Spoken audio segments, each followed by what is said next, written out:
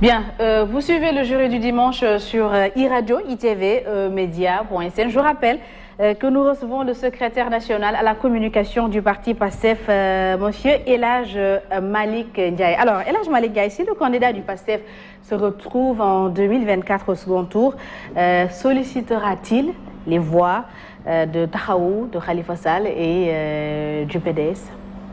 Mais ça, je pense que la charte même de Yewwi Askan Wi l'a déjà réglé. Mais avant cela, sur le dialogue, il y a des points. Il y a par exemple le parrainage. Moi, je voudrais un peu revenir sur le parrainage. Ça fait partie des ententes, le parrainage, surtout par les élus. Par les élus. Le parrainage qui passe de 0,8 à 1 à 0,6 à 0,8. Vous pensez que moi, quand je dis que à chaque fois que Macky Sall, le président Macky Sall, organise ce type de dialogue, c'est parce qu'il a une commande à livrer. Par rapport au parrainage, le fait de pouvoir être parrainé par des élus, ça lui donne encore la latitude de garder le clair-obscur jusqu'au moins 12 décembre. Parce que normalement, si c'était le parrainage par les citoyens, à partir du mois de juillet ou du mois d'août au plus tard, il devait aller chercher, en tout cas collecter des parrains. Et dans ce cas, le peuple sera édifié sur sa participation ou non à la prochaine présidentielle. Mais comme il s'agit, comme maintenant il existe, en tout cas d'après les informations reçues sur les conclusions du dialogue, comme il existe cette possibilité de se faire parrainer par des élus, un minimum de 13 élus, il a déjà 13 élus. Donc, il peut toujours garder le clair-obscur jusqu'au dernier moment. Donc, il faut voir toujours les rouages. En tout cas, il ne fait rien pour rien. Donc, pour nous, ça fait partie des problèmes qu'il voulait régler parce que tous les Sénégalais l'attendaient au tournant, c'est-à-dire le début du parrainage.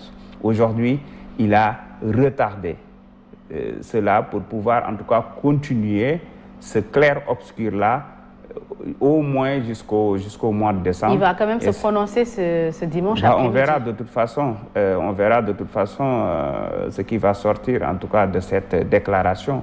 Mais ce qui est important, c'est que le peuple sénégalais attend de lui le respect de la parole donnée, le respect de la Constitution, parce que cette troisième candidature est non seulement illégale, mais surtout immorale. Et parmi les ententes justement, concernant le troisième ou la troisième candidature, il y a le fait qu'ils se sont accordés sur le fait de laisser le Conseil constitutionnel faire son travail. Est-ce que cela vous rassure, vous? C'est une grosse farce, c'est ce que je dis. Ça fait partie des, je dirais pas de deal, mais ça fait, on ne peut pas comprendre cela. On discute de tout sauf de la troisième candidature. Et tous les maux du pays aujourd'hui émanent de cette troisième candidature illégale et immorale. C'est ça la vérité.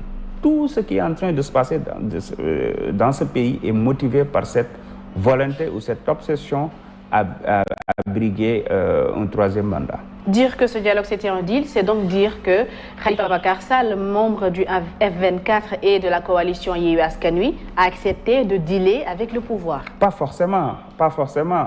Il peut y aller avec de bonnes intentions, mais il peut même être victime du deal, hein, parce qu'aujourd'hui, toutes ces conclusions, en tout cas toutes les ententes, dépendra maintenant du bon vouloir ou du désir et de la volonté du président Macky Sall de les appliquer ou pas. On se rappelle des autres dialogues, on se rappelle des conclusions de la commission qui était dirigée par Amadou Mahtar Mbow, entre autres. À chaque fois, il choisit les points qui l'arrangent pour les faire appliquer.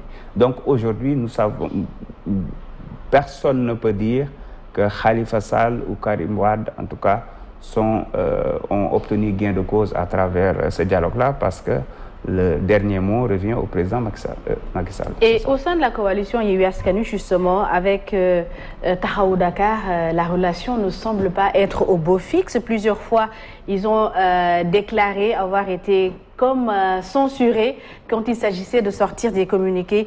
Comment expliquer cela aujourd'hui en tant que secrétaire? Pas du tout. Je pense que... c'est une mésentente. Comment vous expliquez cette mésentente? Mais c'est normal dans toutes les associations. Moi, je suis sûr que dans le camp du président Macky Sall, il y en a qui sont d'accord pour la troisième candidature, il y en a qui ne sont pas d'accord. Et on voit toujours des déclarations par-ci et par-là. De la même manière, au niveau de Yewwi, la coalition Yewwi Askan Wi, qui est dirigée par le président Habib Sy, a donné sa position par rapport au dialogue. Le mouvement Taxawu Sénégal a décidé d'aller au dialogue. Nous respectons le choix des uns et des autres parce qu'ils sont autonomes, même s'ils sont en tout cas régis par une charte au niveau de la coalition, mais ils sont libres de participer à un dialogue ou en tout cas de rencontrer d'autres mouvements politiques, entre autres. Mais le plus important, c'est que la charte est très claire.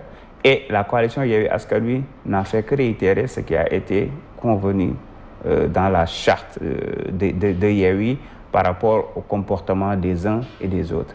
C'est aux leaders de Yewwi d'en tirer toutes les conséquences.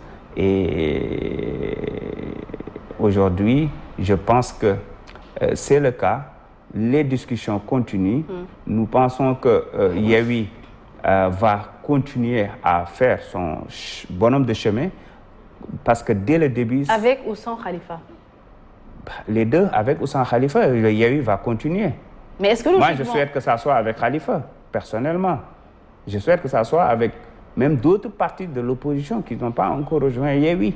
Parce que Yewwi, c'est une réalité politique qui est là aujourd'hui, qui a créé cette situation à travers les élections locales et les élections législatives.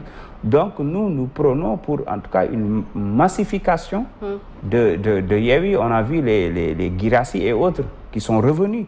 Et nous souhaitons que d'autres encore leaders politiques ou d'autres mouvements politiques reviennent rejoindre le Yewwi pour faire face à ce régime dictatorial. Est-ce que cela veut dire que l'exclusion de Khalifa Sall n'est pas du tout envisageable? Pas à ma connaissance. En tout cas, je ne sais pas, ça c'est l'affaire des leaders et je ne pense pas qu'il y ait une raison de procéder à une exclusion de qui que ce soit. Tout se discute autour d'une table. Et comment vous expliquez que Moussa Tine, qui a été invité dans une télé de la place, déclare que sur la publication de certains communiqués, Yewwi n'a pas du tout été informé? Ça, c'est son interprétation. Moi, j'en sais pas grand-chose et je ne vais pas m'aventurer à analyser ses dires. D'accord. Alors, si vos intérêts ne convergent plus, pourquoi vous vouloir rester ensemble? Si Khalifa Sall tire de ce côté, Barthélémy Diaz, on a vu sa sortie sur Ousmane Sonko, tire de l'autre côté, pourquoi vous voudriez toujours... Pourquoi vous pensez que nos intérêts ne convergent plus? Vos intérêts... Si c'est pour Yewwi Sénégal, parce que l'objectif est de sauver le Sénégal. Si l'objectif reste le même, en tout cas, moi je pense qu'il n'y a pas de problème, on va s'entendre. Parce que dès le départ, on avait dit clairement que nous allons aller ensemble pour les législatives, pour les locales, pour les législatives. Pour la présidentielle, s'il y a moyen d'avoir un candidat, c'est tant mieux. Mais tous les partis ou mouvements qui composent Yewwi sont libres, en tout cas, d'être candidats à la prochaine présidentielle. Mais, une fois au deuxième tour, s'il y aura deuxième tour, tous les membres de Yewwi doivent soutenir le candidat qui est sorti, le candidat de Yewwi qui est sorti au deuxième tour.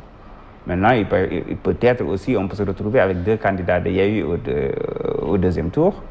Et ça, ce sera au mouvement politique de choisir en tout cas l'un des camps de façon très claire. Alors, pour nous, donc, il n'y a aucune ambiguïté. Aujourd'hui, ce qui se passe, c'est tout à fait normal.